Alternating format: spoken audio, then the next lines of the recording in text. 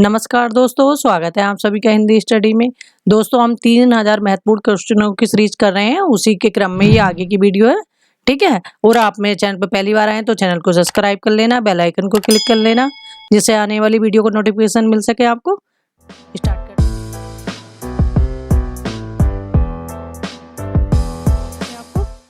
Start करते हैं आज की क्लास। पहले हम ये क्वेश्चन करते हैं, इन क्वेश्चनों के बाद हम करेंगे फिर पीजीटी के जो क्वेश्चन पेपर लास्ट ईयर आए थे, क्योंकि लास्ट ईयर क्वेश्चन तो सब किसी के भी मिले आपको जरूर करना उनको सबको, क्योंकि हिंदी सब हमारी एक ही तो है, चाहे तो वो उत्तराखंड की हो, हिमाचल की, हरियाणा कहीं से भी अगर क्वेश्चन पेपर आपको मिलते हैं हिंदी वाले तो वो जरूर करो। ठीक है, क्वेश्चन उससे आपको ये भी पता चलेगा कि कुछ जो चीजें महत्वपूर्ण है वो सभी एग्जामों में रिपीट होती हैं। स्टार्ट करते हैं क्वेश्चन। निम्नलिखित में से कौन सा नाटक जयशंकर प्रसाद द्वारा रचित है? तो जयशंकर प्रसाद जी का नाटक नहीं है, तो कौन सा नहीं है इसमें हमें दिखना है, नहीं है, क्योंकि ये 4 ऑप्शन है, इनमें से 3 तो हैं जयशंकर प्रसाद के और एक नहीं है इसमें से, तो कौन सा नहीं है? करबला। तो करबला किनका है? ये प्रेमचंद जी का है। जो हमारे टीजीटी पीजीटी के लास्ट ईयर क्वेश्चन पेपर आते हैं और प्रैक्टिस सेट मार्केट में आते हैं तो उसमें कई बार ऑप्शन भी गलत होते हैं, इसीलिए ध्यान से उन्हें क्वेश्चनों को करना अगर आपके पास भी हैं तो, क्योंकि एक एक क्वेश्चन महत्वपूर्ण होता है, उसी से मेरिट बनती है, क्योंकि उसमें बहुत बार ऑप्शन जो गलत दिए होते हैं और हम पढ़ लेते हैं वो ध्यान रहता है, एग्जाम में टिक भी हम उसी पे लगाते हैं। और क्वेश्चन को हमेशा ध्यान से पढ़ना है कि वो क्या कह रहा है, क्वेश्चन की नहीं कह रहा है या है कह रहा है, कि वो क्या सही है क्या गलत। ठीक है, आगे देखते हैं। वियोगी हरि का वास्तविक नाम क्या है? तो वियोगी हरि जो है इनका हमें वास्तविक नाम बताना है, तो इनका वास्तविक नाम क्या है? हरि प्रसाद। विष्णुकांत शास्त्री की प्रसिद्ध गद्य काव्य कृति का नाम? तो इनकी जो विष्णुकांत शास्त्री हैं इनकी प्रसिद्ध गद्य काव्य रचना बतानी है, तो वो कौन सी है? कुछ चंदन की कुछ कपूर की। शहर में कोई किसी की जाति नहीं पूछता, शहर के लोगों की जाति का क्या ठिकाना है, लेकिन गांव में तो बिना जाति के आपका पानी नहीं चल सकता। यह कथन किस रचना से लिया गया है? ये कथन लिया गया है बलचनामा से। तो बलचनामा उपन्यास है, ये किनका है? नागार्जुन का है। और नागार्जुन के उपन्यास 2 और हैं, रतिनाथ की चाची, वरुण के बेटे, क्योंकि ये भी और भी हैं लेकिन जो एग्जाम में पूछे जाते हैं ये बार बार रिपीट होते हैं। ठीक है, बोलगा से गंगा किसकी रचना है? बोलगा से गंगा किसकी रचना है? राहुल सांकृत्यायन की है, ये सांकृत्यायन। और ये वर्ड जो है ना सांकृत्यायन, ये ना शुद्ध करने के लिए लिखने के लिए भी आता है एग्जाम में, इसलिए से ध्यान से देखना। ठीक है, और 1-2 बार जो कठिन शब्द होते हैं जैसे श्रृंगार है, ग्रह है, कुछ श्रृंखला है, उज्ज्वल है, जो शुद्ध करने के लिए लिखने के लिए आते हैं ना, तो वो भी अपना लिख के बीच में देखते रहिया करो। झूला नट उपन्यास की रचना है, तो झूला नट जो उपन्यासकार हैं इसके रचनाकार का नाम बताना है। तो ये झूला नट किन की उपन्यास है? मैत्रेयी पुष्पा का उपन्यास है। और मैत्रेयी पुष्पा ऐसी उपन्यासकार हैं जो प्रेजेंट में भी हैं, क्योंकि एक आ जाए क्वेश्चन।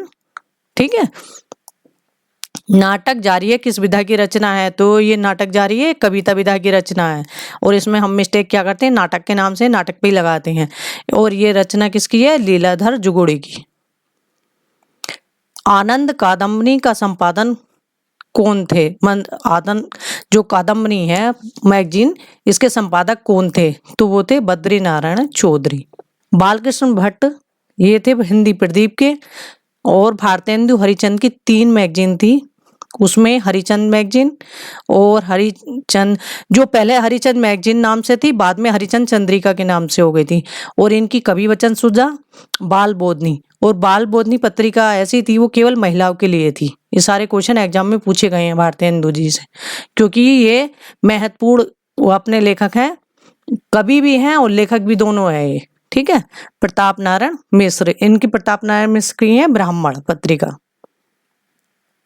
आधुनिक गद्य के जनक भी तो भारतेंदु हरिचंद है ना। शेष कादम्बरी उपन्यास की लेखिका हैं, तो शेष कादम्बरी जो है इनकी उपन्यास की लेखिका कौन है? इसकी अलका सर्वगी। कहानी संग्रह दूसरा ताजमहल की लेखिका हैं, तो दूसरा ताजमहल किसकी रचना है? नासिरा शर्मा का है।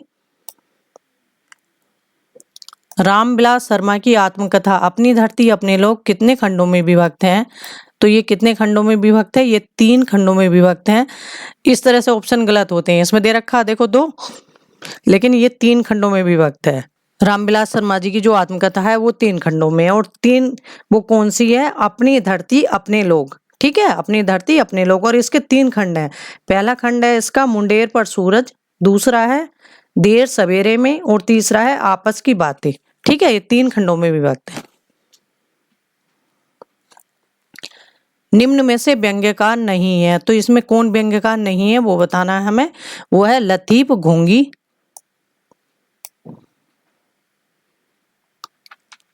कविता क्या है? निबंध के लेखक हैं। तो कविता क्या है, निबंध के लेखक कौन है? ये रामचंद्र शुक्ल जी का निबंध है, और इनका चिंतामणि निबंध है, क्योंकि इन दोनों से क्वेश्चन पूछे जाते हैं। निबंध सम्राट भी समझना चाहिए कि रामचंद्र शुक्ल से ही निबंधों का, जैसे रामचंद्र शुक्ल युग, शुक्लोत्तर युग, इस तरह से होता है ना, तो रामचंद्र शुक्ल को मतलब निबंधों के लिए केंद्र में रखा जाता है। कौन सी कृति मोहन राकेश की नहीं है? तो मोहन राकेश की कौन सी रचना नहीं है? वो है कन्यादान। कन्यादान किसकी रचना है?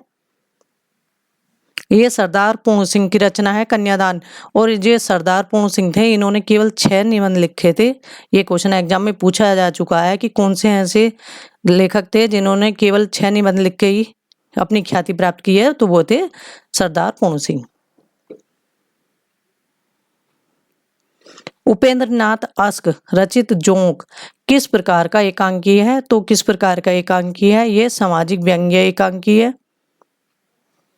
हरिवंश राय बच्चन की कृति क्या भूलूं क्या याद करूं किस विधा में लिखी गई है? एक प्रतिनिधि गद्य कृति है। तो ये किस विधा में लिखी गई है? ये आत्मकथा है हरिवंश राय बच्चन जी की।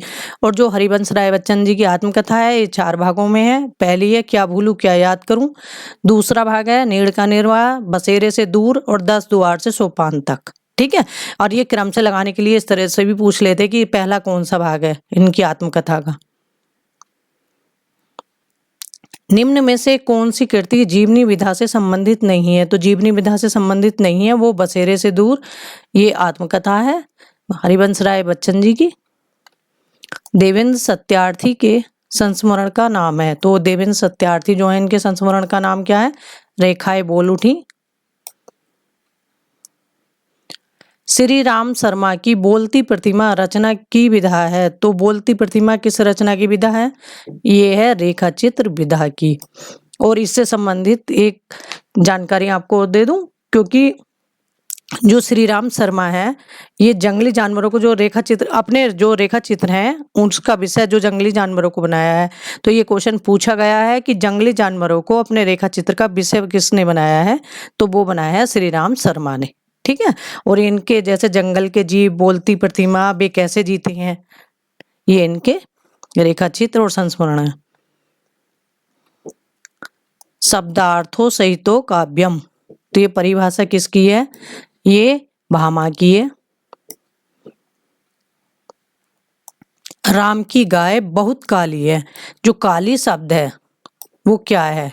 तो इसमें हमें काली शब्द बताना, तो वो क्या है? इसमें विशेषण है। अगर इसमें पूछते बहुत, इसमें बहुत क्या है? तो बहुत क्या है? प्रविशेषण। ये है द्रग ऊर्जत टूटुट कुटुम, ये इसमें ना थोड़ा सा मिस्टेक है।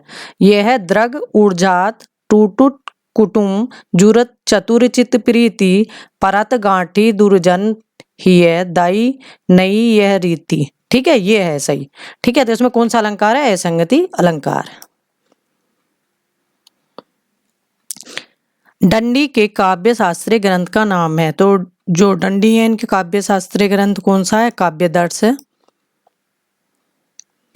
हिंदी का पहला समाचार पत्र कब और कहां से प्रकाशित हुआ?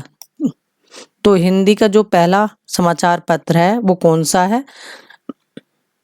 वो है उद्दंड मार्तंड, क्योंकि ये क्वेश्चन भी एग्जाम में पूछा गया है। और ये 1826 में कलकत्ता से निकला था जुगल किशोर के द्वारा। ठीक है, तो इसमें ऑप्शन कौन सा सही है? 1826 में कलकत्ता से। और भारत का पहला समाचार पत्र कौन सा अगर आ जाए तो वो है बंगाल गजट, लेकिन जेम्स अगस्त हिक्की द्वारा निकला था वो, लेकिन वो इंग्लिश में था। आगे देखते हैं। तो पर बारू उर्वासी सुन राधी के सुजान, तू मोहन की उर्वशी के है उर्वशी सुजान। उपर्युक्त दोहे में कौन सा अलंकार है? तो इसमें यमक अलंकार है।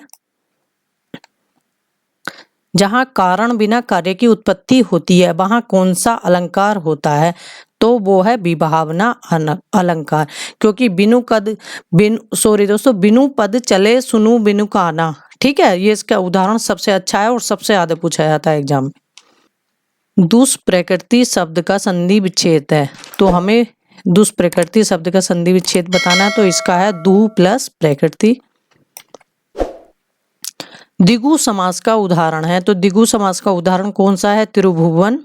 द्वंद्व समास में दोनों पद प्रधान होते हैं या द्विगु समास में से उत्तर पद प्रधान होता है? दृश्य काव्य की विधा है, तो दृश्य काव्य की विधा कौन सी है? वो है हमारा नाटक। ठीक है, या तो दृश्य काव्य दे दिया है, दृश्य श्रव्य काव्य की विधा कौन सी है? तब भी नाटक है, क्योंकि नाटक दृश्य विधा, दृश्य लगा दिया क्योंकि दृश्य श्रव्य लगा देते हैं जिससे कंफ्यूजन हो जाए थोड़ा सा। खाली दृश्य दे रखा तो नाटक सीधा है। आगे देखते हैं। निम्नलिखित में से अघोष अल्पप्राण ध्वनि कौन सी है? तो अघोष और अल्पप्राण ध्वनि बतानी है हमें, तो वो हमारी का और ता। अघोष वर्ण कौन से होते हैं? पहला, दूसरा। ठीक है, और अल्पप्राण पहला, तीसरा और पांचवा होते हैं। देवनागरी लिपि का सर्वप्रथम प्रयोग किस राज्य में हुआ माना जाता है? तो वो किस राज्य में? गुजरात राज्य में नागर जाति के लोगों द्वारा। कहा प्लस अपी की संधि विच्छेद है, तो कहा प्लस अपी की संधि विच्छेद क्या होगा? को अपी। दैत्य प्लस अरि, दैत्यरी का दैतरी एक उदाहरण है। उत्तरा व्यंजन संधि का किस संधि का है? तो ये है विसर्ग संधि का। प्रति प्लस आरोपण, प्रति प्लस आरोपण, ये आ है आरोपण, इसका क्या? प्रत्यारोपण। क्या हो जाएगा? प्रति प्लस आरोपण प्रत्यारोपण। देवनागरी लिपि का विकास माना जाता है, तो देवनागरी लिपि का विकास किससे माना जाता है? ब्राह्मी लिपि से।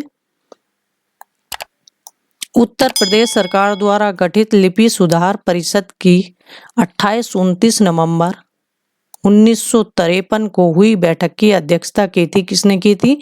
ये तत्कालीन उपराष्ट्रपति डॉक्टर पल्लवी राधाकृष्ण, सर पल्लवी राधाकृष्ण। भाषा के संबंध में असत्य कथन कौन सा है? तो भाषा के संबंध में एक तथ्य कथन है हमारा, भाषा पैतृक संपत्ति है। ठीक है, ये गलत है। भाषा कोई पैतृक संपत्ति थोड़ी है।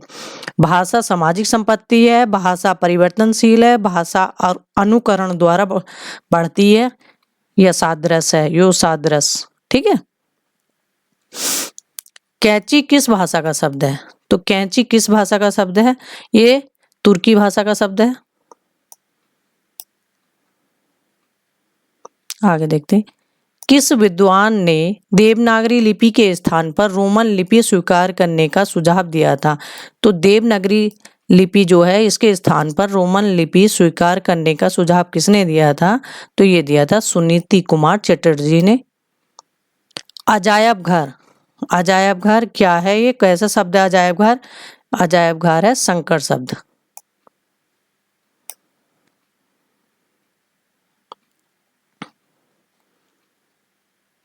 भारतीय भाषा परिषद कोलकाता द्वारा प्रकाशित पत्रिका है, तो वो कौन सी पत्रिका है? वो है बागार्थ।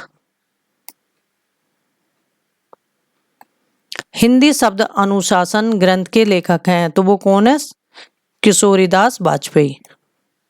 हिंदी शब्द अनुशासन ग्रंथ के लेखक किशोरीदास वाजपेयी। पूर्वी हिंदी की बोली नहीं है, पूर्वी हिंदी की बोली नहीं है, वो हमें बताना है। तो वो कौन सी नहीं है? वो है भोजपुरी। कौन सी नहीं है? भोजपुरी, क्योंकि भोजपुरी किसकी? बिहारी बोली की बोली। ठीक है, मगही मैथिली और भोजपुरी बिहारी की उपबोली है। अवधी बंगाली और छत्तीसगढ़ी ये पूर्वी हिंदी की है। निम्नलिखित में से कौन सा शब्द तत्सम रूप है? तो तत्सम कौन सा है? अंधकार। यदि ए ओ तथा ओ के बाद कोई भिन्न स्वर आता है तो इनके स्थान पर क्रमशः अय, आय, अब, आव हो जाता है। यह संधि कौन सी है? तो ये कौन सी है? ये अयादि संधि में होता है। संघ की राजभाषा हिंदी और लिपि देवनागरी होगी। यह संविधान के किस अनुच्छेद में वर्णित है? तो ये संविधान के किस अनुच्छेद में है? तो ये अनुच्छेद 343 में है। पंकज शब्द निम्न में से किससे संबंधित है? तो पंकज शब्द निम्न में से किससे संबंधित है? ये है योग रूढ़ शब्द है पंकज शब्द। ठीक है। रचना के आधार पर शब्द हमारे कितने प्रकार के होते हैं? 3, रूढ़ शब्द, यौगिक शब्द और योग रूढ़ शब्द। भला मैं क्या कर सकता हूँ? वाक्य में भला शब्द है तो भला शब्द बताना है कि वाक्य के अंदर भला शब्द क्या है। तो ये अव्यय है। अव्यय वो होते हैं जिसमें हम कुछ बदलाव या चेंज नहीं कर सकते हैं। निम्नलिखित वाक्यों में क्रिया विशेषण युक्त वाक्य कौन सा है? तो वो है लड़का रोते रोते घर पहुंचा। ठीक है, कौन सा है? लड़का रोते रोते घर पहुंचा। और इसमें क्रिया अगर पूछते ना तो द्वि कर्मक क्रिया है। एक तो वो लड़का रो भी रहा है और घर भी पहुंचा, तो इसमें क्रिया द्वि कर्मक क्रिया होगी। ठीक है, आज हमारे यहाँ तक क्वेश्चन कंप्लीट हो गए। इसके आगे के नेक्स्ट वीडियो में देखेंगे। दोस्तों, आप अगर कोई भी परेशानी है, आपको कुछ भी पढ़ने में समझ में नहीं आ रही है या कहीं अगर मेरी वीडियो में भी कहीं मिस्टेक है तो उसे आप शालीनता के साथ मुझे बता सकते हो। ये नहीं कि कुछ गलत बोले तो अलग तरीके से कमेंट करो, तो वो थोड़ा सा मुझे भी अच्छा नहीं लगता। लेकिन मेरा इसमें पर्सनल कुछ नहीं है कि ना ही मेरा कोई स्वार्थ है इसमें कि हम 4-5 घंटे में अपने खराब करके आप सबके लिए सोच रही हूँ कि कुछ अच्छा कर लूँ, कि अगर आपका भी कहीं फायदा होता है मेरी मेहनत करने से। ठीक है, और बाकी ऐसा कुछ नहीं है कि हाँ, अगर आप ये नहीं कि कमेंट नहीं करो, कमेंट जरूर करके बताना मुझे, और कहीं मेरी मिस्टेक है तो उसे भी बताना लिख के कि आपकी मिस्टेक यहाँ है। ठीक है, तभी तो मुझे भी पता चलेगा, और मैं भी तो एक इंसान ही हूँ। मिस्टेक तो हो सकती है, ऐसा नहीं कि मुझसे नहीं होगी, लेकिन हो सकती है। ठीक है, थैंक यू दोस्तों मेरी वीडियो देखने के लिए।